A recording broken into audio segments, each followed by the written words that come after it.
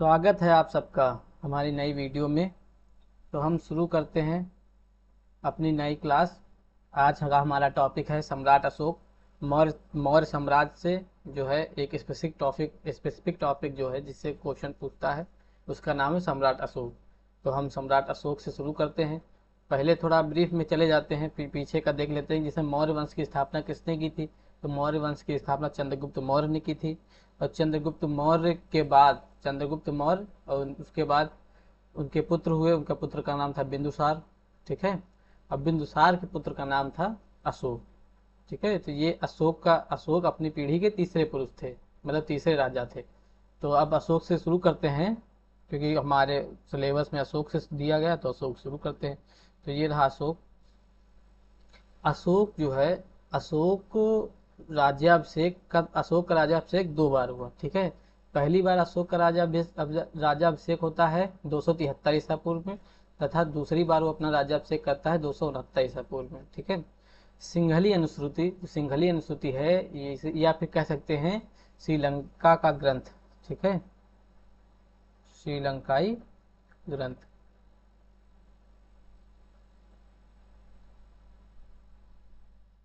इसके अनुसार जो है, अशोक अपने 99 भाइयों की हत्या करके सिंहासन बैठा था। ठीक है। तो इसमें लिख लीजिए कि 99 भाइयों की हत्या।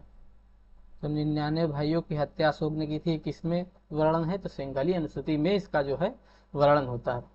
बौद्ध ग्रंथ के अनुसार अशोक की चार पत्नियां थी, जिनका नाम था असंघमित्रा, तिस्रचिता, महादेवी, पद्मावती। ठीक है। ये चार जो है पत्नियां अशोक की बौद्ध ग्रंथ के अनुसार इनका वर्णन मिलता है। प्रयाग स्तंभ लेख, जिसे बसाड़ स्तंभ लेख भी कहते हैं, इसमें जो है अशोक की एक अन्य रानी करुआकी का जो है वर्णन मिलता है। तथा करुआकी और इसी अभिलेख में करुआकी और अशोक के पुत्र, ठीक है, जिनका नाम है तीवर, इनका भी उल्लेख जो है प्रयाग स्तंभ लेख में मिलता है। अगली बात करते हैं। अगली बात है कि जो है अशोक के कई नाम है, और अशोक के नाम विभिन्न अभिलेख या जो है ग्रंथों में अलग अलग मिले हुए हैं। जैसे कल्हड़ की राजतरंगिणी क्वेश्चन पूछ लेता है, राजतरंगी किसकी रचना है? तो कल्हड़ की है। तो कल्हड़ की राजतरंगिणी में अशोक का नाम जालोग मिलता है। गुर्जरा, मास्की, नेतूर तथा उडेगोलन, ये चार ऐसे स्तंभ लेख हैं जहां से अशोक का नाम अशोक मिलता है। क्वेश्चन पूछ लेता है कि किस अभिलेख में अशोक का नाम अशोक मिलता है, तो चार में से कोई एक दे देगा। तो इसीलिए आप इसको जरूर याद कीजिएगा। पुराणों में, विशेषकर विष्णु पुराण में अशोक का नाम अशोक वर्धन मिलता है। भाब्रू अभिलेख या इसे बैराट अभिलेख भी नाम से जाना जाता है, इसमें अशोक का नाम प्रियदर्शी मिलता है। रुम्मनदेही अभिलेख लुम्बिनी में है, प्लस निगलबा अभिलेख नेपाल में है। इसमें जो है अशोक का नाम देवान प्रिय प्रियदर्शी मिलता है। ठीक है। मुद्रा राक्षस किसकी रचना है? तो मुद्रा राक्षस जो है विशाख दत्त की रचना है। यहाँ ब्रैकेट में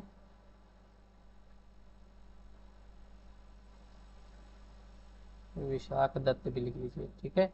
समझ जाइएगा कि मुद्रा राक्षस किसकी रचना विशाख दत्त है। इसमें अशोक का नाम प्रियदर्शन मिलता है। बुधनी के गुहा अभिलेख में जो है अशोक का नाम महाराज कुमार मिलता है। इसी तरह एक अभिलेख होता है कर्नाटक में है, एक स्थान है कंगनहल्ली। ठीक है। हाँ, कंगनहल्ली है कर्नाटक में। वहां पे जो है, वहाँ एक वहां पे इनका अशोक का नाम मिलता है राण्यो अशोक। राण्यो अशोक मतलब, राण्यो अशोक इस तरह लिखा है वहां पे, राण्यो अशोक। ठीक है। राण्यो अशोक यानी इसका मतलब हुआ राजा अशोक। ठीक है। राजा अशोक। ये कहाँ पे है? ये कहाँ है? कंगनहल्ली।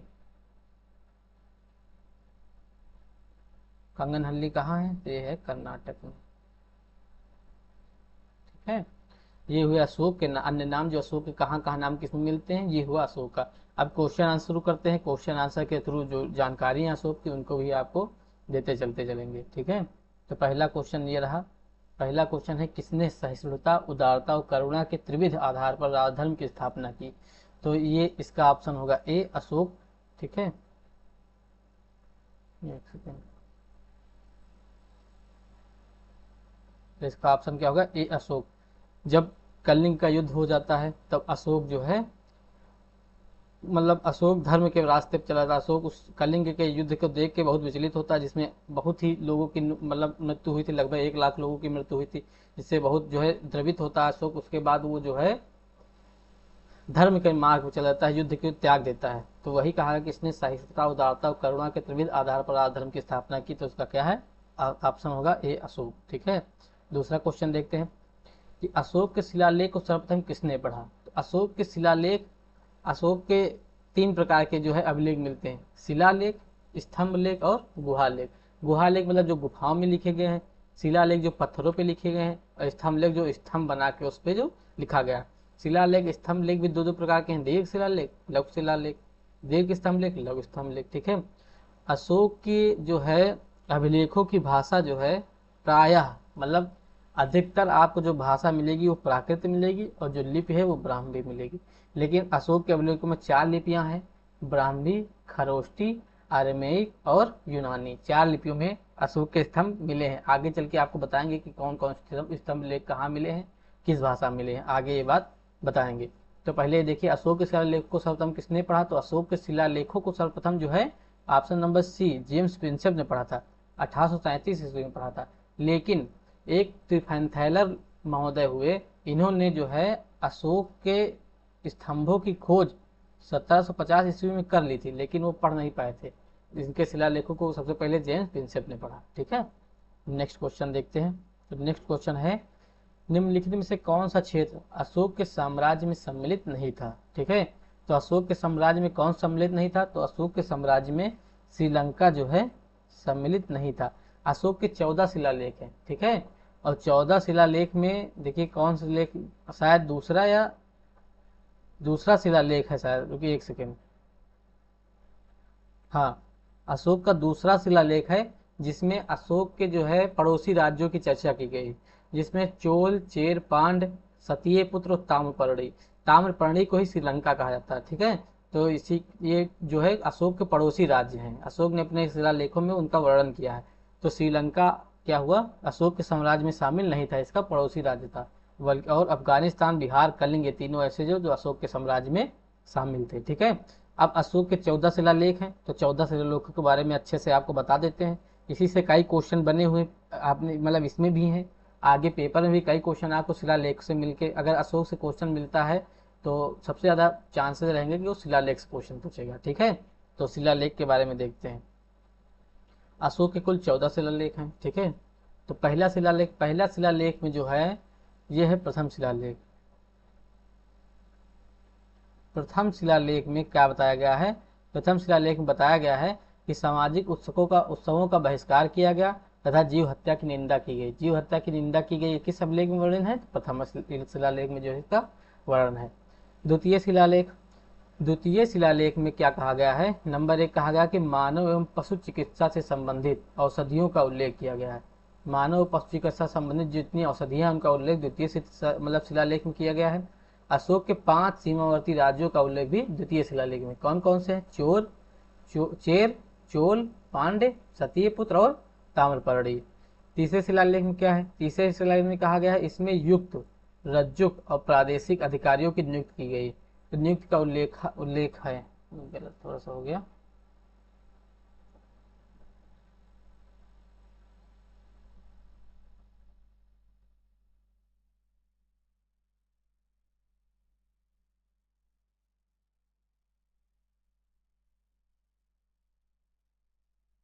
ठीक है, तो क्या कहा गया है कि तृतीय शिलालेख में क्या कहा गया कि इसमें युक्त, रज्जुक और प्रादेशिक 3 अधिकारियों के जो है नियुक्त का उल्लेख मिलता है। चौथे शिलालेख में प्रियदर्शी के उद्घोष से, मेरी घोष, मेरी नहीं ये भेरी घोष है। ठीक है, थोड़ा सा उल्लेख से, ठीक है, भेरी घोष,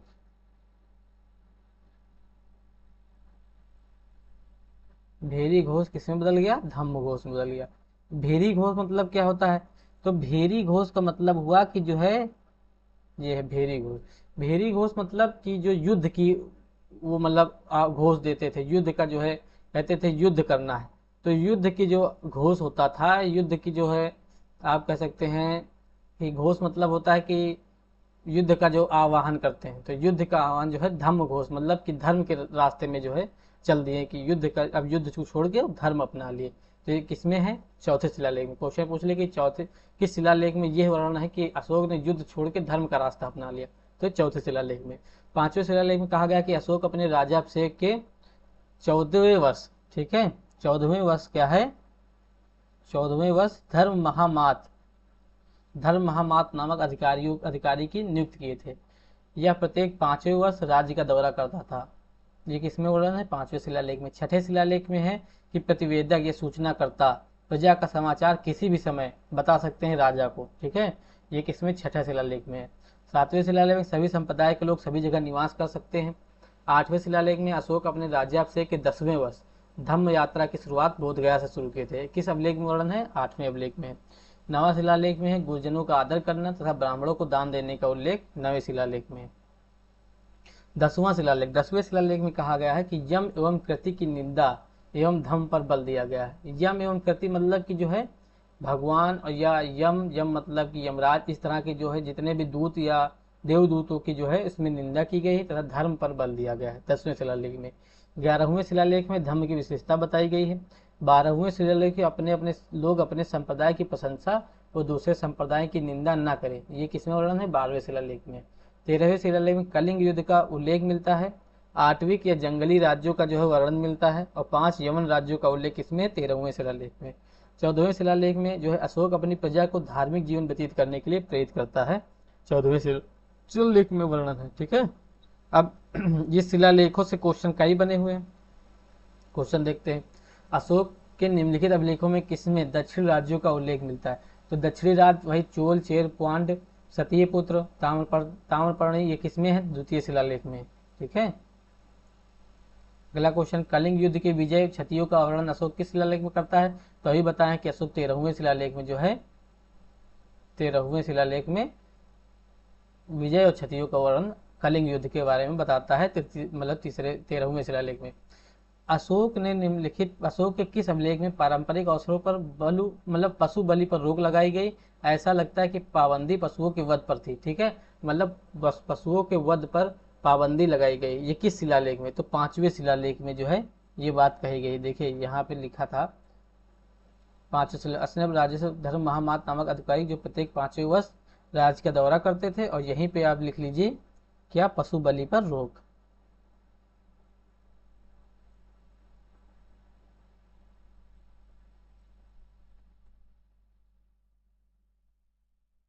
पशु बलि पर रोक, ठीक है। नेक्स्ट क्वेश्चन देखते हैं, भारत का प्रथम अस्पताल एवं औषधि विभाग का निर्माण किसने करवाया था? तो इस सब का निर्माण अशोक ने करवाया था। अशोक ऐसा राजा था जो है अपने धार्मिक कार्यों के लिए, या जो है मतलब पब्लिक वेलफेयर, मतलब लोगों के जो आवश्यकता अनुसार कार्यों के लिए कई चीजें निर्माण करवाया था। तो यही इसी में यही बात बताई गई कि भारत का प्रथम अस्पताल एवं औषधि विभाग का निर्माण अशोक ने करवाया था, ठीक है।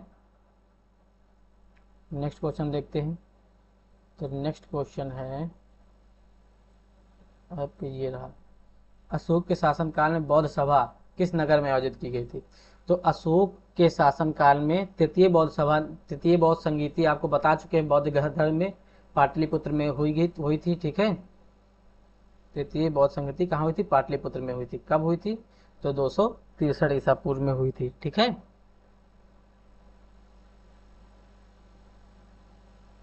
नेक्स्ट क्वेश्चन देखते हैं, ये रहा मिलान, ठीक है।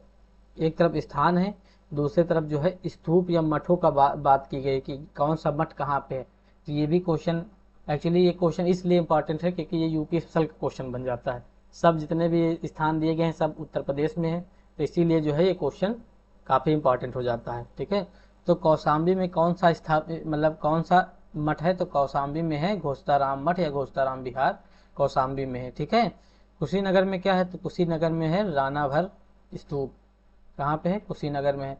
श्रावस्ती में क्या है? तो श्रावस्ती में जो है धम्मेक स्तूप कहाँ है? श्रावस्ती में है, गलत हो गया, डी।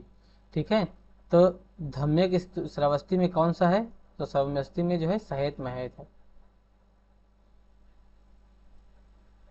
ठीक है, और सारनाथ में कौन सा है, धम्यक है। तो ऐसे देखिए कि एक कौन सा है, पहले का दूसरा, दूसरा तीसरा, पहला और चौथा, दूसरा तीसरा पहला और चौथा, option number C is the right answer. ठीक है, नेक्स्ट क्वेश्चन चलते हैं। नेक्स्ट क्वेश्चन है अशोक के शिलालेख में प्रयुक्त भाषा कौन सी। देखिए आगे क्वेश्चन बताया था कि अशोक के जो शिलालेखों में सामान्यतः जो है प्राकृत भाषा है और लिपि क्या है, ब्राह्मी है। तो प्राकृत भाषा और ब्राह्मी लिपि, लेकिन सहबाजगढ़ी और मानसेहरा अभिलेख, ये दो अभिलेख हैं जिनमें जो है किस लिपि का प्रयोग किया गया है, खरोष्टी लिपि का प्रयोग किया गया है। ठीक है, और सरेकुना, सरेकुना सही से लिख देते हैं, सरेकुना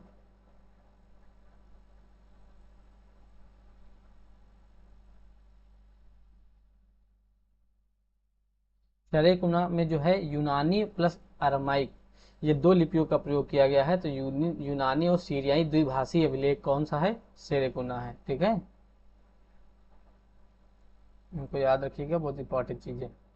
नेक्स्ट क्वेश्चन देखते हैं। नेक्स्ट क्वेश्चन है निम्नलिखित में से कौन सा अशोक कालीन अभिलेख खरोष्टी लिपि में है। तो अभी आपको बता दिया सहबाजगढ़ी और मानसेहरा दो अभिलेख हैं जो खरोष्टी लिपि में है। ठीक है, नेक्स्ट क्वेश्चन देखते हैं। नेक्स्ट क्वेश्चन है अशोक ने अपने शिलालेख में समानता जिस नाम से उल्लेख हुआ वह कौन सा है, तो कौन सा है, प्रियदर्शी। अशोक क्या कहते थे, प्रियदर्शी कहते थे, बता चुके हैं आपको। अशोक का रुम्मन देव स्तंभ संबंधित है, तो आपको क्वेश्चन जब आप बौद्ध धर्म की क्लास देखेंगे तो उसमें मैं रुम्मन देव अभिलेख के बारे में बढ़िया से बताया हूँ। तो रुम्मन देव अभिलेख जो है बुद्ध के जन्म से संबंधित है। ठीक है, और रुम्मन देव अभिलेख कहाँ पे है, रुम्मन देव स्तंभ कहाँ पे है, तो यह है लुम्बिनी में है। ठीक है, और लुम्बिनी की यात्रा अशोक ने कब की थी, तो अशोक ने जो है अपने राज्याभिषेक के 20वें वर्ष, राज्याभिषेक के 20वें वर्ष लुम्बिनी की यात्रा की थी। ठीक है, वहीं पर रोमन स्तंभ अभिलेख इसने स्थापित कराया था और कहा था कि जो है यहीं पे तथागत यानी बुद्ध का जन्म हुआ था, और इसके उपलक्ष्य में उसने जो है लुम्बिनी के कर को समाप्त कर दिया था, या फिर ये कह सकते हैं कि 1/6 जो है कर से उसको घटा के 1/8 कर दिया था, लगभग ना के बराबर जो है कर वहाँ पे दिया था, कर दिया था। तो यही जो है इस रुम्मन अभिलेख के बारे में, इसी मतलब रुम्मन स्तंभ में यही लिखा हुआ है। ठीक है, तो किससे संबंधित है, बुद्ध के जन्म संबंधित है। नेक्स्ट क्वेश्चन किसके शासनकाल में मेगास्थनीज भारत आया, तो मेगास्थनीज चंद्रगुप्त मौर्य के शासनकाल में आया। ठीक है, मेगास्थनीज की पुस्तक कौन सी है, तो मेगास्थनीज की पुस्तक क्या नाम है, इंडिका नाम है। ठीक है, इंडिका किसकी पुस्तक है, मेगास्थनीज की पुस्तक है। और क्वेश्चन क्या है, वह शोध जिसमें पाटलिपुत्र के प्रशासन का वर्णन उपलब्ध है, तो पाटलिपुत्र के प्रशासन का वर्णन किसमें है, इंडिका में है। ठीक है, इंडिका किसकी है, अभी बता चुके हैं, मेगास्थनीज की है। ठीक है, पाटलिपुत्र प्रशासन का वर्णन इंडिका में मिलता है। क्वेश्चन है मौर्य काल में शिक्षा का प्रसिद्ध केंद्र कौन था, तो मौर्य काल में शिक्षा का प्रसिद्ध केंद्र कौन सा, तक्षशिला था। मौर्य काल में एग्रोनोमई अधिकारी, एग्रोनोमई अधिकारी का जो है किस क्षेत्र संबंधित है, तो एग्रोनोमई अधिकारी जो है वो मार्ग निर्माण संबंधित। एग्रोनोमई अधिकारी जो है इसमें आप वर्णन मिलेगा कि जो है वो सड़क का निर्माण या कई सड़कों में मतलब सुधार करना, या मार्ग में सुधार करना, मार्गों का निर्माण करना, या अन्य भी किसी इसी तरह के जो है निर्माण कार्य के लिए एग्रोनोमई अधिकारी का वर्णन मिलता है। तो इसमें ऑप्शन क्या होगा, मार्ग निर्माण। ठीक है, नेक्स्ट क्वेश्चन देखते हैं। तो निम्न किस अभिलेख में चंद्रगुप्त और अशोक दोनों का उल्लेख मिलता है, तो जो है रुद्रदामन का जूनागढ़ अभिलेख, रुद्रदामन के जूनागढ़ अभिलेख में जो है चंद्रगुप्त और अशोक दोनों का उल्लेख मिलता है। नेक्स्ट क्वेश्चन कि मौर्य मंत्रिपरिषद में निम्नलिखित में से कौन राजस्व इकट्ठा करने में संबंधित था। ठीक है, तो राजस्व इकट्ठा करने में जो है कौन सा अधिकारी था, तो उसका नाम है समाहर्ता। और व्यवहारिका करके कोई मतलब कि वो था नहीं, व्यवहारिका नहीं था, व्यवहारिका था। अंतपाल, अंतपाल जो होता था कि सीमा रक्षक, दुर्गों का सीमा रक्षक होता था, मतलब सीमा सीमा का निर्माण, सीमा जो होती थी जैसे किसी भी राज्य की सीमा है, उनकी रक्षा करता था, या आप समझ लीजिए कि सीमावर्ती जो दुर्ग होते थे, ठीक है, उनकी जो है ये देखभाल करता था। प्रदेष्टा क्या करता था? प्रदेष्टा तो था फौजदारी मामले की जो है, फौजदारी मामले प्रदेष्टा देखता था। और अगर व्यवहारिका न लिखा होता और यहाँ पे लिखा होता, ये काट के लिखा होता व्यवहारिक, ठीक है, तो व्यवहारिक एक अधिकारी होता था, जिसे कौन होता था? तो इसे कहते थे मुख्य न्यायाधीश।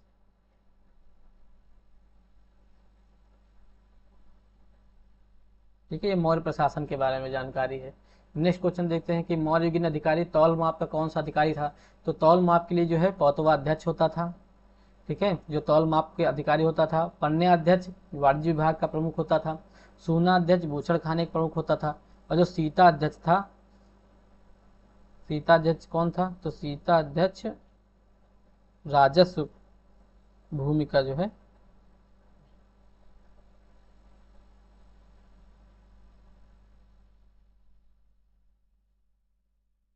राजस्व भूमि कर का अधिकारी था।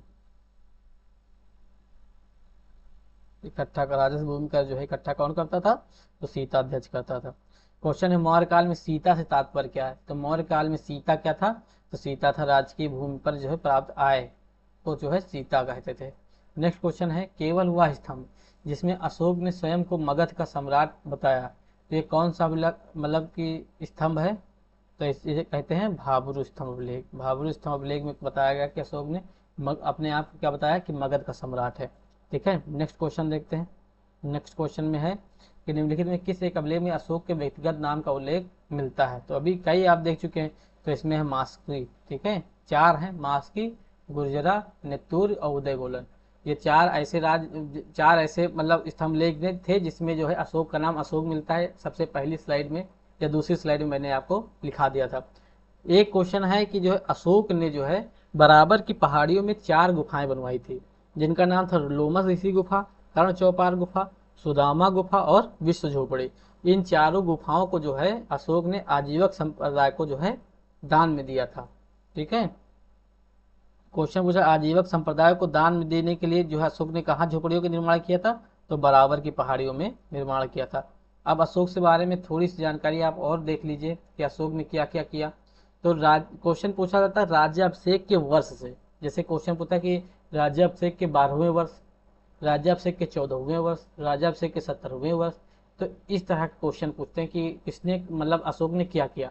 तो पहला क्वेश्चन आता है कि राज्याभिषेक के 8वें वर्ष जो है अशोक क्या करता है? तो अशोक ने कलिंग युद्ध किया। क्वेश्चन पूछा कलिंग युद्ध अशोक ने कब किया? तो राज्याभिषेक के 8वें वर्ष। 8वें वर्ष मतलब 269 ईसा पूर्व में राज्याभिषेक होता है, तो 8 वर्ष घटा के 261 ईसा पूर्व में। ठीक है, 10वें वर्ष राज्याभिषेक के 10वें वर्ष जो है धम्म यात्रा की शुरुआत करता है बोध गया से अशोक। राज्याभिषेक के 12वें वर्ष निगिलवा सागर या नेपाल की यात्रा करता है, तथा कनक मुनि की झोपड़ी का भी निर्माण अशोक करवाता है 12वें वर्ष अपने राज्याभिषेक के। 14वें वर्ष धर्म महामात्र नामक अधिकारी की नियुक्त करता है। 17वें वर्ष तृतीय बौद्ध संगीति की जो है बौद्ध संगीति बुलाता है पाटलिपुत्र में। 20वें वर्ष लुम्बिनी की यात्रा करता है। ठीक है, और एक बौद्ध भिक्षु हुए या बौद्ध धर्म के जो विद्वान हुए उनका नाम था उपगुप्त। उपगुप्त ने जो है अशोक को दीक्षा दी थी बौद्ध धर्म की। और 3 स्तंभ लेख हैं, सारनाथ स्तंभ लेख, सांची का स्तंभ लेख और कौशाम्बी का स्तंभ लेख। ये तीनों स्तंभ अभिलेख से जो है अशोक के बौद्ध होने का प्रमाण यहाँ पे प्राप्त होता है। अब देखिए ये आप जिसे ये आप 10वें वर्ष 12वें वर्ष 14वें वर्ष ये दिया हुआ है, तो इसका मतलब है ईसा पूर्व में जब 10 वर्ष जोड़ेंगे तो 259 बचेगा। मतलब ईसा पूर्व से मतलब अगर जोड़ेंगे तो और घटता जाएगा। ठीक है, जैसे 10 ईसा पूर्व, फिर 10 ईसा पूर्व में एक वर्ष बीता तो 9 ईसा पूर्व, 8 ईसा पूर्व, 6 ईसा पूर्व, 4, 2, इसी तरह फिर आएगा ईसवी। ईसवी में जब जोड़ेंगे तो 1, 2, 3, 4 ऐसे बढ़ता जाएगा। तो इसे अब इसमें आप अगर लिखना हो तो लिख लीजिए जोड़ घटा के। जैसे 8वें वर्ष 261 ईसा पूर्व हुआ, 10वें वर्ष क्या हुआ? तो 10वें वर्ष हुआ 259 ईसा पूर्व। ठीक है, और 12वें वर्ष कितना हुआ? तो 12, 269 में से 12 घटा देते हैं तो 7, 5 और 2, तो 12वें वर्ष मतलब 257 ईसा पूर्व। 14वें वर्ष मतलब 255 ईसा पूर्व। और 70वें वर्ष मतलब 252 ईसा पूर्व, और 20वें वर्ष मतलब 249 ईसा पूर्व। ये आप सन नहीं पूछता है, वैसे मैंने लिखा दिया है, लेकिन सन पूछता नहीं है। आप सिर्फ जो है कब, कितने वर्ष, कैसे, क्या, इसी इसी तरह जो है आपको बताएगा कि मतलब कि किस वर्ष क्या है। और मतलब कि वो कहेगा राजा से कि कौन किस वर्ष वो गया, इस तरह के क्वेश्चन आपको जो है इसके बारे में बताएगा। और अ, अशोक के बारे में आपको लगभग जानकारी मैंने बता दी। क्वेश्चन अगर आपको पूछेगा तो इन्हीं से वो घुमा फिरा के क्वेश्चन आपको पूछ लेगा। ठीक है, तो यहीं से अपना सेशन हम समाप्त करते हैं। अशोक के बारे में इतनी जानकारी पर्याप्त है। ठीक है, और जानकारी अगर आपको अच्छी लगी हो तो सेशन को लाइक कीजिए, चैनल को सब्सक्राइब कर दीजिए तथा अपने दोस्तों से भी शेयर कर दीजिए। मेरा चैनल का नाम आप जान रहे हैं, यूपी एग्ज़ाम अड्डा। और जब बाद में आप 01 लगाइएगा तो आपको यूट्यूब पे एकदम आसानी से मिल जाएगा, यूपी एग्ज़ाम अड्डा 01। ठीक है, तो आज के लिए इतना है। जय हिंद, जय भारत।